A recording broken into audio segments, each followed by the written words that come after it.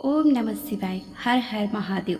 प्रिय भक्तों, आप सभी का एक बार फिर से हमारे YouTube चैनल पर बहुत बहुत स्वागत है। आज हम भाद्र मास के प्रदोष व्रत कथा का श्रवण करेंगे। बहुत समय पहले की बात है। एक नगर में सच्चरित्र और विनम्र स्वभाव का युवक रहता था। हाल ही में उसका विवाह बड़े हर्षोल्लास से संपन्न हुआ था।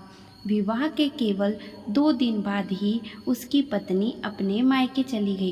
कुछ समय बीत जाने पर युवक अपनी पत्नी को घर लेने के लिए उसके मायके पहुंचा। जब वह अपनी पत्नी को लेकर लौटने लगा तब दिन बुधवार था। पत्नी के माता पिता ने उसे रोकते हुए कहा, बेटा, बुधवार को विदाई शुभ नहीं मानी जाती है। आज रुक जाओ, कल चले जाना। परंतु युवक अपनी जिद पर अडिग रहा और बोला, मैं तो आज ही पत्नी को लेकर लौटूंगा। घर पर जरूरी कार्य है, मुझे देर नहीं करनी चाहिए। माता पिता ने अनजाने अनमने मन से बेटी और दामाद को विदा कर दिया। युवक बैलगाड़ी में पत्नी को बिठाकर अपने घर की ओर चल पड़ा। नगर से बाहर निकलते ही दोपहर का समय हो गया।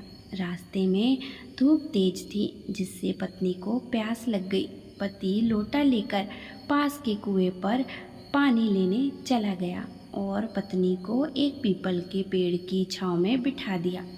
थोड़ी देर बाद जब वह पानी लेकर लौटा तो उसने देखा कि उसकी पत्नी हंस हंस कर किसी अजनबी पुरुष से बातें कर रही है और उसी के लोटे से पानी भी पी रही है। यह दृश्य देखकर युवक का चेहरा क्रोध से लाल हो गया। वह पास पहुंचा तो देखकर दंग रह गया। वह अजनबी व्यक्ति हूबहू उसी की तरह दिख रहा था, मानो उसका सजीव प्रतिबिंब सामने खड़ा हो। पत्नी भी हैरान थी। वह समझ नहीं पा रही थी कि उसका असली पति कौन है। दोनों एक दूसरे को पति बताकर झगड़ने लगे। हंगामा बढ़ता गया और वहाँ भीड़ इकट्ठी हो गई। कुछ सिपाही भी वहाँ आ पहुँचे।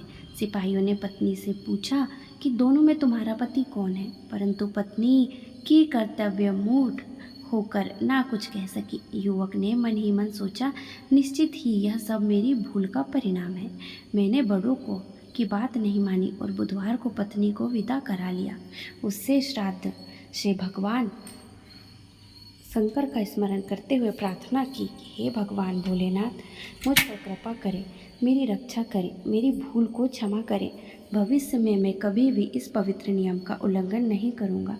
जैसे ही उसकी प्रार्थना पूर्ण हुई, वह हम सकल व्यक्ति अचानक वहाँ से अंदर ध्यान हो गया। भीड़ और सिपाही वह आश्चर्यचकित रह गए। पत्नी ने भावुक होकर अपने पति के चरण पकड़ लिए और दोनों सकुशल अपने घर लौट आए। उस दिन से वह दंपत्ति न केवल बुधवार के दिन विदाई करने का नियम मानने लगे, बल्कि पूर्वक बुध त्रयोदशी प्रदोष व्रत करने लगे। तभी से यह मान्यता बन गई है कि जो भी श्रद्धा भक्ति से इस व्रत का पालन करता है, उसे सुख शांति और वैवाहिक जीवन में सदैव प्रेम बना रहता है।